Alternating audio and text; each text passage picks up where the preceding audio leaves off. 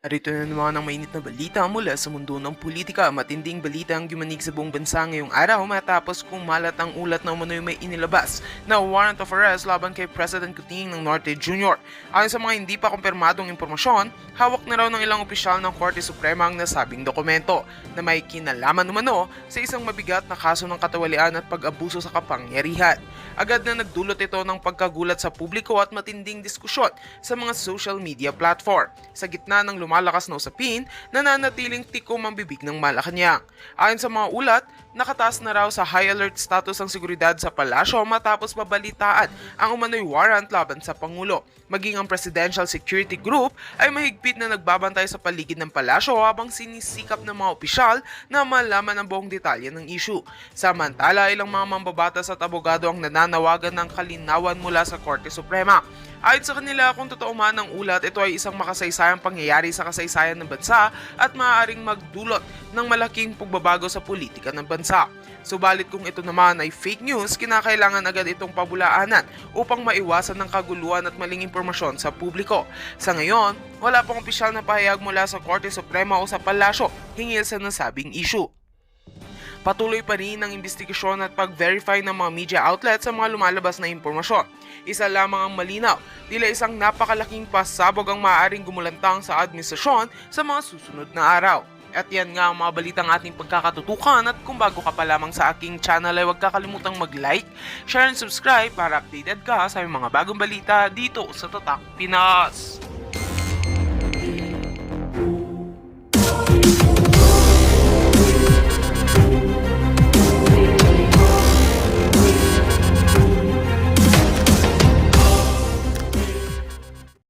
Entiende?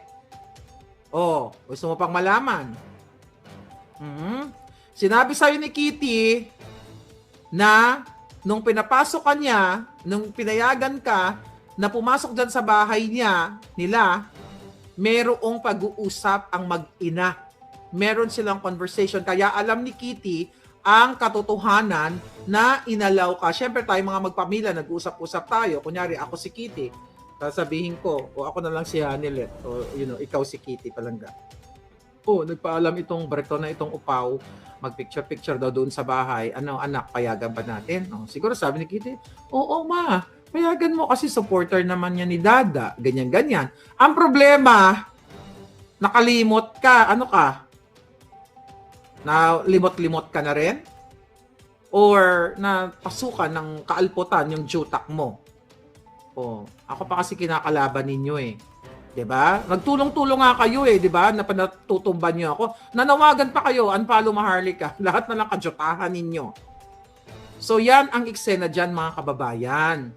In-emphasize ni Veronica na ibigay ang credit kung kanino dapat ibigay. Hindi sa Team Alpotera, kundi sa nanay niya na may-ari ng bahay. Period, darling. Period, tuldok. Ngayon, anong ibig sabihin nito? Ibig sabihin, hindi ka mapagkakatiwalaan. Okay? Ang dinadrama mo ngayon, nag-a-appeal ka, kaluluoy, appeal to emotion, ang biga-biga na naman, kajotahan na naman. Di ba? So, itinatama lang niya. Buti nga inamin mo ang iyong pagkakamali. Ba't hindi talaga tunay na pag-amin na in details? Kaya ako nagbibigay sa inyo ng detalye. 'Di ba? Hindi mo nga sinabi na I'm sorry, 'di ba? Na mali pala ang pinasalamatan ko. Sorry, hindi pala ako dapat magpasalamat sa Team Alpot na nagbigay sa akin ng sasakyan o ng driver o nagpahatid sa akin sa airport o nagbigay sa akin ng donation, mga ganun. Oh, ano pa? Yun ang sabi sa iyo, right? Oh, ano ngayon? 'Di ba? Sabi ni SSS, loyalista yan si Breton at ang asawa niya. Wala namang problema. Ako dati loyalistang bangag ako, 'di ba? Nakita niyo naman ang problema, mga kabatak. Bullshit, Malcolm, sabi ni Insan. Huwag na tayong dadalhin sa emotional chuba-chuchu. Kung magbibilangan tayo, kung saan mo po daw kay PRRD? Ako nga eh. Ni-red carpet pa nga ako ni PRRD eh. O, salamat Bongo. Salamat Senator Bongo. Mga ganon-ganon. Pero my God. Hindi na pwedeng nagpamasahe ko, punong-puno ako ng utang dahil kay PRRD. You know, ano yung, bakit grateful ako kay PRRD? Unang-una, nagkaroon ako ng kaibigan na katulad ni Harry Roque. Di ba? Bangag-bangag, ngiwi-ngiwi, butod-butod. Na-miss niyo ba yun? Ngayon, nagkaroon ako ng mga palangga sa Europa katulad ninyo. I miss those days, darlings. Darlings yon with S. Ay nako, alam, nakakasuka talaga yung yung buhay natin sa Pilipinas. Nakita ko sa totoo yung mga binaha, mga nilindol, o, di ba? Anong gusto nyo? Gusto nyo ba mag-ano na lang tayo, mambuisit na lang si Maharlika, no? Ang sa akin lang, tingnan natin, merong ano tayo, hanash na yun. Tignan natin. Okay? Sandali lang, mga akla. Ayun lang. Ngayon, ano pa? Tignan natin mga akla. Gusto si Aiko na lang ulit pag-usapan natin. Si Aiko na lang. Ganda niyan eh. Sana makita ko yan si Aiko one day. Ano? Pag nakita ko talaga yan, yung babaeng yan, tignan ko talaga kung kaya kong lagpasan yung alindog niya. Joke lang! Gawin naman. Please na ba ito yun, no? Mahal ko na yan. 13 years old pa lang ako, mahal ko na siya. I think magkaedad kami. Matanda lang ako 1 taon. Si Rupa yata ang kaedad ko. Ayun, maganda din. Ang gaganda kasi nila, no? Sana maibalik natin yung 13, 14, 15 tayo, no? Ang saya kaya, no? Inaabangan ko yun, eh. Di ba gabi yun? Yung 13, 14, 15 ni Aiko? Parang nagmamadali yata ako pagkagaling sa school. Parang gabi yun, eh. Parang wala pa yata kaming TV noon, nakikinood lang ako. Nakikinood lang ako sa kapitbahay nung time na yon. Para may TV kami, tas nasira. Tapos alam mo naman yung kahirapan ng buhay natin in the past. Right? So anyway, go. Another issue. Nag-speech si Kiko Barsaga about resignation ni BBM. Nako, good. Ang tagal ko na yan. Ako hindi ako nag-speech eh. Araw-araw nga bumubuga ako ng apoy para mawala na si Bangag. Di ba? Okay, another reminder sa inyo mga kababayan. Dito ngayon sa, ito naman, alpot pa rin yung panghihingi nila ng donation. Okay? Mga kababayan, hindi obligasyon ng OFW na hindi nyo obligasyon ang magbigay ng donasyon. Kasi yan ang nagiging laro ngayon hindi lang ngayon, noon pa. Teka lang tingnan pa lang si Boljakan kung anong pinagsasabi. Kilala niyo ba si Boljakan? Kilala mo ba niyo yung babaeng tutubi na nakasalamin na ganito? Yan yung mga tirada nila sa akin. Wala na bang iba? Di ba? Okay, mga hitad. Okay? Sinabi ko kanina sa inyo, 2 hours ago, nakakarimarim ang scam. Warning uli, idiretso nyo ang tulong sa mga biktima. Ginagamit nila ang opisina ni OVP para magnakaw mula sa mga OFW. Si BP, kung natatandaan ninyo, last 2023, may mga statement yan na hindi sila ang OVP walang authorization para mangikil sa OFW. Okay? Yan sabi ko dito nga, idiretso ninyo yung pera ninyo kasi sa bawat 100 na donasyon ninyo, yan ang ginagawa ng mga politiko, di ba? $10 lang ang tunay na nakakarating sa mga biktima ng kalamidad, parang flood control budget lang na nilalamon ng mga kawatan. Ang mga hinayupak na politiko, todo photo op, sa groundbreaking ceremony, kunwari para sa bayan, pero sa totoo lang, isang bagyo lang, boom! Inaanod na ang buong proyekto. Samantala, ang mga mambubudol, kawatan, alpoterang vloggers ay nagpa-photo op din ng mga pinamili nilang delata at relief goods. Ngunit pagdating sa mga biktima, imbis na matinong karne norte, ang matanggap ng mga biktima, ang binibigay ay mumurahin at masangsang na sardinas galing sa trusted supplier nila. Hindi daw kayo pwede mag-audit sa kanila. Kasi, sabi ni Jo Marie, nakakamiss yung batibot version mo. Ayon, manambola, perlas na bilog, wag tutulog-tulog, alpotera. Gusto niyo ba yung gano'n? Anyway, saan naman tayo mapunta? Okay, may appeal, mag-a-appeal tayo sa inyo. Pera nyo naman yan. Okay? Tandaan ninyo, Hindi po, teka ko lang. May post actually si Rodi Bolilit in the past. Meron nata si Rodi Bolilit, ang dami din kasi nitong mga na-discover sa buhay. Ngayon, mga kababayan, I think ang OVP, may nagtanong kasi I think sa grupo namin. Okay? Ang sabi dito, good day. This is from the Office of the Vice President. Nirelease to sa email. In response to your inquiry regarding OVP aligned pages, please be informed that there are no officially registered OVP aligned pages as the OVP operates as an institutional government agency. Marami kasi mga pages na gagamitin. Office of the Vice President, magbigay kayo sa amin kasi binibigay namin to sa opisina ni Inday Sara, lalagyan ng mukha ni Miss Hypocrisy na donation from her, chuchu-chuchu, mga ganyan, mga kabigaan. Wala pinagkaiba to sa flood control na mag-groundbreaking ceremony, drama, picture, wow, may ginawa sa taong bayan, chuchu-chuchu. At pagdating, tignan nyo, baha, lindol, pinak-check. Ganito din ang ginagawa ng mga jutang ginamis na vloggers. Picture, bigay-bigay sa OVP, ganyan-ganyan. Tapos ang laman, masangsang na sardinas. Again, mga kababayan, hindi nyo ba napapansin? Even yung mga ang tawag dyan, mga charity chuchu ng mga mainstream media, yung mga connected, whatchamacallit? Yung kanilang non-profit organization, ang target kayo. Tayo, actually. Tayong mga OFW. Kaya nga ako nung 2013 Yolanda, ako nag-gather ng mga damit din dito, no? Naka 6 boxes yata ako. Diniretso ko yung tulong sa mga baryo-baryo.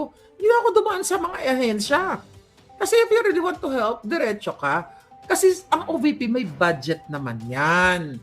Hindi naman nananawagan si Inday. Nanawagan ba si Inday sa inyo? O, mga OFW ha, magtulong kayo, idaan nyo kay Miss Hypocrisy, kasi ibibigay naman nila yan sa amin eh. Alam ni Inday yan, yung mga kajotahan nila. Ginagamit nila ang opisina ni Vice President Sara para, oh wow, magpasalamat tayo kasi nagbigay ng mga boxes. Itong mga vloggers na ang galing-galing, naka-attach kay Inday. Inanawagan na nga eh.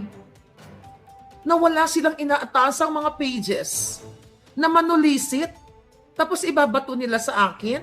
Nanulisit ba ako sa inyo mga dodong ngayon? Even in the past? Di ba? Na para sa sarili ko, para magdrama ako, kaluluoy, alpot. Nakita niyo yung mga natin, yung ating, yung calamity, kailan ba yun? Nasa Cebu?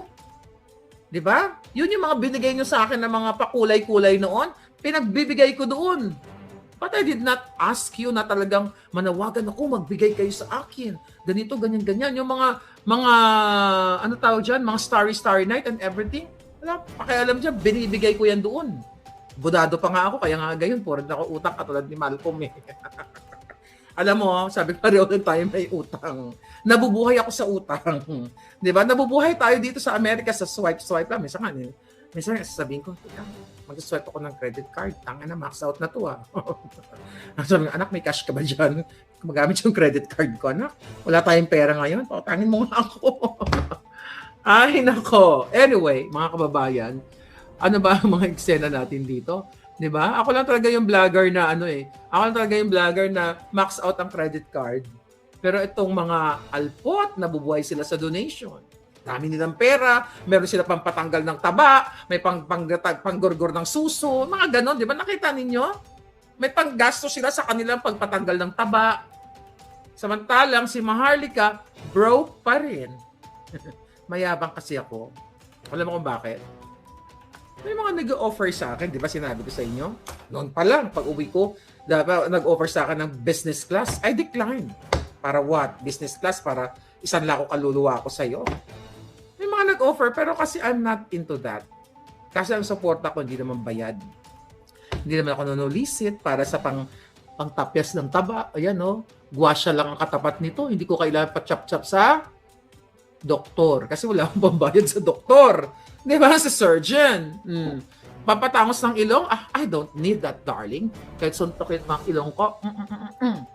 Original yan, mga bakla. Okay? Yan lang ang pinakayaman ko. At syempre yung hair ko, yaman ko din yan. I can feel it. Di ba? Ang pahaba ng baba. Okay, next. Ano na ba ang topic natin? Mga hitad, napunta na tayo dito. Okay, appeal to emotion. 3 billion si virus. Okay, let's talk about virus. Okay? Yes, sabi nila Lani Ninja TV, tuwang-tuwa ang mga alpot pag may sakuna. Ngayon, naapektuhan yung kanilang panunulisit. Ulitin ko, wag na po kayo walang proper accounting. Di ba? Ako, dinidemand nila na account ko yung, yung event namin dito na nagbayad kami $75 per person. Hindi po yun solicit. Bayad yun sa entrance. Ba't ko naman, kailan pa ba i-account yun?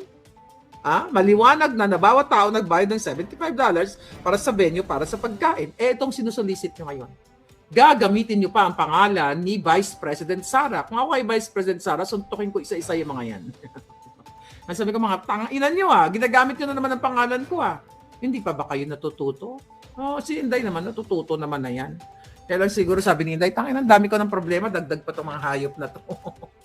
Manda kayo sa akin. Siguro yun ang sabi ni Inday, Lahat na lang gamit si PRRD, gamit si Inday, Office of the Vice President. Ano pa? Ano pang eksena? Asan na ba yung balita natin? Mga hitad. Okay? So, mga kababayan, ano ang balita natin ngayon? Si Ontiveros, napabalita na mayroong budget insertion na 3 billion. Pero syempre, binanggit na natin actually kahapon, ayaw umami ng hudas. Ayaw imahin ng kutis bigas. Tama ba yan? Kutis bigas. No wonder, kaya hindi nila inaatake ang Bangag administration. Sabi nga si Ontiveros, napupunan pa lang niya ng nanay niya, sumisigaw na yan ng anti-Marcos. Ayaw ko ano year siya pinanganak. But anyway, sumisigaw na yan ng martial law, tungkol sa martial law. Yan ang katotohanan niya, mga yan. So yan mga unprogrammed funds na yan, mga kababayan, na ini-insert ni Bangag. Si Bangag yan di ba? Sabi ni Bangag noon, sa isang pagtitipon, ewan ko saan forum na yon, na sinabi niya doon na personal niyang ni-review isa-isa ang 2025 budget. Kaya nga sabi natin, kung tama ang pagkakaalala ko, really? Ni-review ni Bangag, 4,000 pages ba yon yung budget? Let's say, libo-libong pages. I just forgot kung ilan. Okay? Ano daw? Ngayon, mga palangga, sinabi ni Bangag yon. How come na hindi niya nakita yung mga budget insertion, yung mga unprogrammed funds? Kaya dapat kung meron tayong gugurgurin talaga, si Bangag. Kaya itong si Virus, kaya no wonder, hindi siya nag-aantay-Bangag ngayon. Kasi kung mapapatunayan na meron siyang budget insertion, alam nyo na. And the 61 billion, okay, na allegedly na in-insert na ninakaw sa Ghost Project ni Sandro Marcos kasabwat ang nanay niya, alam nyo na kung bakit si Magalong ay bigla na lang, boom, lumayas doon dahil nakita niya siguro ang tatalamak na pagko-cover up. 3 billion, 61 billion. Sabi nga ni Senator Marcoleta, mahigit trillion ang napupunta dyan sa budget insertion and program funds. Ano pa? Baka nga hindi lang 50% ang napupunta sa nako. Imagine nyo ngayon, nakita ko yung babaeng biktima ng baha dyan sa Pampanga. I think Pampanga, bit-bit niya yung bigas niya. Ganyan-ganyan, bigas, bumili siya. Alam mo ba naranasan ko yun, Palangga? Nung binaha, lang yun isang beses lang doon sa lugar namin. Hindi naman kami lagi binabaha doon Sobrang lakas na bagyo. Naranasan kong yung patikipay ko, pinapasok na ba? Ano na ma-expect mo? Wala ka namang gear during that time. Magbibit-bit ka ng mga abubot niyo para makatakas ka sa kahirapan ng baha. Yun pa rin. Ilang taon lang ako noon. First year high school. Bubot pa lang ako noon. Pero ngayon, syempre, alam mo na yun, Rayson, right? So, ang ibig ko sabihin, hindi na tayo nakakaraos sa baha, sa leptospirosis, kasi ayaw niyong tanggalin ang mga bangag. Sabi ko nga, dapat may bitay retroactive. Bitayin natin silang lahat. Baka sakali gumanda ang bayan natin. Itong mga baha pa ulit-ulit na lang. Yung mga hindi lang binabaha, yung mga medyo mataas yung area nila. Diba? Even nga, yung mga politiko, binabaha na rin yan sila ngayon. Antayin niyo ba na mawala sa mapa ang Pilipinas? Oo, gusto niyo, okay lang yun. Mawala ang mapa, tapos punta na lang kayo dito. Pero dito, kami sa California, prone din kami sa earthquake, mga kababayan. But I'm so sad na grabe, hanggang ngayon, displaced pa rin ang ating mga kababayan. Sa mga OFW, wag po kayong magpagamit sa appeal to emotion ng mga tao na alam ko gustong-gusto niyong tumulong. Okay? Wag niyo dalhin yung tulong niyo doon sa taong hindi niyo naman kilala na ginagamit ang pangalan ni Vice President Sara. If you really want to help, direkta kayo. Mag-utos kayo na. May kamag-anak naman tayo lahat, di ba? Sa Pilipinas. May mga satellite offices ang Vice President, Office of the Vice President. Punta kayo. Kung sa Maynila kayo, ba't mo niyo ipapadala sa mga alpot? Yung $100 nyo, $10 na lang napupunta doon sa tulong. Optics lang sila. Pumunta kayo sa opisina ni VP kung gusto nyo talaga. Para malaman ninyo kung ano yung real deal. Ako po si Maria Kuri-Kuri, may kutiba sa buli. Diba? Ganon. Ito po, 100 ang grocery ko. Tatanggapin nila. Ba't mo idadaan sa mga ito? Hindi naman nila pinapakita kung magkano natanggap nila. Gamit ang pangalan ni Inday Sara. Tapos sasabihin nila, ay pwede din po kayong dumiretso dito sa opisina ni VP, pero kasi po kulang sila ng manpower. Fuck! Nilofuck. Anong ibig sabihin yan? Kaya dito na lang po kayo kay Miss Hypocrisy, kasi po ganito, ganyan. Doon na. Pwede daw kayo mag-donate sa opisina ni Inday, pero kulang sila sa manpower. Oy, Inday, Jaira. Sino pa? Yung mga tao din sa paligid ni Inday Sara. Tama ba itong ginagawa nila? Totoo bang kulang kayo sa manpower? I-fact check nyo nga yan. Then, inaano na kayo Kapag dinidetour kayo mga palangga. Na okay lang. Una, mananawagan ng mga kipay-labum, na mga duwag. Okay? Na majoba pa sa akin. Mga pangit. Diba? Kulang sa gwasya. So anyway, excuse me. Okay, tumulong daw kayo, pero kulang Kulang sa manpower si Bibi Inday, si Bibi Duterte. Kaya punta na lang kayo dito sa amin. Ano yan? Diba? Dinidetour kayo. It's like saying na dito kayo mag-donate sa amin. If you want really to help our kababayan in Cebu or in Pampanga or wherever na gusto nyong gamitin si VP Sara, punta kayo sa opisina. Bawat naman lugar may satellite office siya. I believe so. Or idiretso nyo na sa tao. Idiretso nyo na sa kapitbahay nyo. Huwag nyo nang idaan. Idaan pa sa OVP para what? Bakit nila gusto idaan sa OVP at gamitin yung OVP? Para ang credit sa kanila. Para ang grupo ni Alpotera may ginawang mga donation drive binigay kay OVP. Oh my God. Fuck nila, fuck. Huwag tayo maging tanga. Tinatanga na nga kayo. Binababoy na nga kayo ng gobyernong ito Tapos ngayon, bababuyin pa kayo, pinagkudkuran nyo ng CR. May remember, inaalipusta tayo, nagkudkud kayo ng CR dyan. Tapos bigyan nyo. Huwag nyo ibigay yan, mga itad. Ibigay nyo na lang. Sa mga taong mga kakilala nyo, kaklase nyo, whatsoever. Si mga billion-billion ng pera. Ninanakaw nila ang mga LGU. Billion-billion yan. May nakita nga doon Yung isang negosyante, I think sa Cebu yun, na nakakulong yung mga relief goods from DSWD, binibenta. Yan ang atakihin nyo, hindi yung OFW. Ito yung mga tao sa labas ng bansa. Diretso nyo, kung gusto nyo talaga, naintindihan ko naman, kasi ako, hindi ko naman kayo kayang tulungan. May nagma-message sa akin, ma'am, di po sa Cebu, kunti-kunti lang kasi hindi ko kaya. Wala naman akong budget Max out nga credit card Ano naman ibibigay ko sa inyo? Gusto ko na naman nga romampa tignan ko, may credit limit pa ba ako? Parang may konti pa Mga ganon. Di ba? Hindi ko kaya yun dahil wala naman akong pondo. Di ba? May mga pabarya-barya lang. Pero if you want to help, dumiretso na po kayo. Okay? Dumiretso na kayo. Dati, may mga tao ako dyan sa Cebu. When I say tao, mga volunteers na inutusan ko. Di ba nakita niyo yun? Pero ngayon kasi wala na akong pambayad sa kanila. 'Di ba? Wala na akong pangpamasahe sa kanila and everything. 'Di ba? Kasi max out nga ang credit card ko katulad kay Malcolm. Kaya konti-konti na lang, 'di ba? Konti-konti na mag-extend natin. Oh. Ngayon, mga kababayan, basta panawagan ko lang sa inyo, huwag na kayo magpabudol para lang yung flood control. Mayroong groundbreaking ceremony na kunyari magpapatayo ng building tapos ang mga kabilya is barbecue stick. It's the same thing, nahihingian kayo ng pera, magbalot ng mga relief goods, imbis na karne norte, ang laman, bulok-bulok na bigas at sardinas na masangsang. Alam niyo yun? May sardinas na mga pag wala kang pera, di ba? Meron kang level ng mga sardinas, alam niyo yan? May leveling din ng sardinas, mga akla.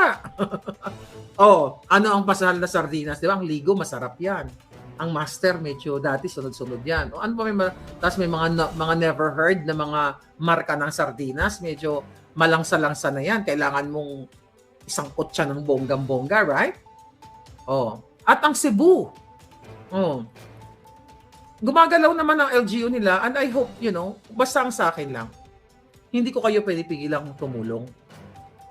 Mas maganda nga yan na maraming tutulong pero itlagay nyo sa tamang tao, sa tamang ahensya, hindi sa mga alpotera. And